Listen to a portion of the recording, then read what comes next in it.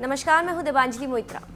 लोकसभा चुनाव 2019 का चुनाव आयोग की तरफ से तारीखों का ऐलान भी नहीं हुआ, फिर भी सभी पार्टियों ने अपनी तरकश और अपनी तलवारें निकाली हैं और वो सभी चीजें कर रही है जिससे जनता का दिल जीता जा सके और 2019 लोकसभा को जीत ले। इसी बीच सरकार ने 2019 जीतने के लिए चुनावी बजट पेश किया जिसका फायदा चुनाव में लिया जा सके।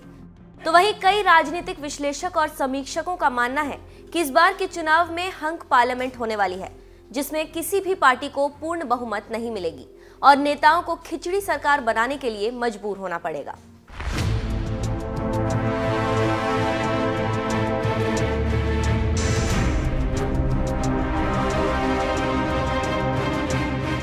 इसी बीच लगातार दूसरी बार केंद्र की सत्ता में वापसी की कोशिश में जुटे प्रधानमंत्री नरेंद्र मोदी के नेतृत्व वाली सरकार के लिए साल 2019 का चुनाव 2014 के चुनाव जितना आसान नहीं होने वाला है।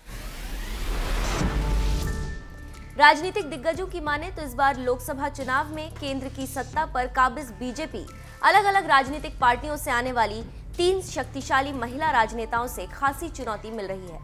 जिन 3 महिलाओं की तरफ विश्लेषक इशारा कर रहे हैं वो है प्रियंका गांधी, मायावती और तीसरी शक्तिशाली महिला है बंगाल की मुख्यमंत्री ममता बनर्जी, जो आजकल आमने सामने की लड़ाई लड़ रही हैं। अब हम सबसे पहले कांग्रेस महासचिव प्रियंका गांधी की बात करेंगे। नेहरू गांधी परिवार से ताल्लुक रखने वाली और कांग्रेस अध्यक्ष राहुल गांधी की बहन प्रियंका गांधी, जिन्हें लोकसभा चुनाव से ठीक पहले कांग्रेस में अहम जिम्मेदारी दी गई। कांग्रेस अध्यक्ष ने देश में सबसे ज्यादा सीटों वाले सूबे उत्तर प्रदेश के पूर्वांचल की जिम्मेदारी प्रियंका गांधी को सौंपी।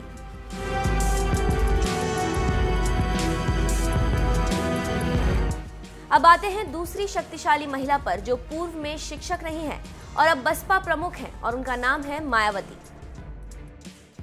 मायावती और अखिलेश यादव ने यूपी में गठबंधन कर बीजेपी की नींद पहले से ही हराम कर दी है और जब से सपा बसपा का गठबंधन हुआ है तभी से बीजेपी यूपी में बैकफुट पर है और अभी तक नेशनल चैनलों के जितने भी सर्वे आए हैं उन सभी चैनलों ने बीजेपी को 73 से पटक कर सीधे सीधे 10 से 15 के बीच ला पटका है, जिससे बीजेपी पहले से सदमे में है।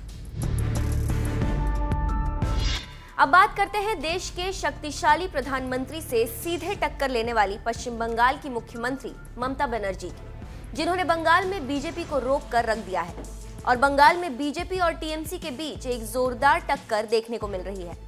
बीजेपी कार्यकर्ता और टीएमसी कार्यकर्ताओं के बीच सीधे टक्कर देखने को मिल रही है और ये लड़ाई बीजेपी और टीएमसी किसी भी सूरत में नहीं छोड़ने को तैयार है और न ही पीछे हटने को तैयार है। यहाँ पर भी बीजेपी पिछड़ती नजर आ रही है।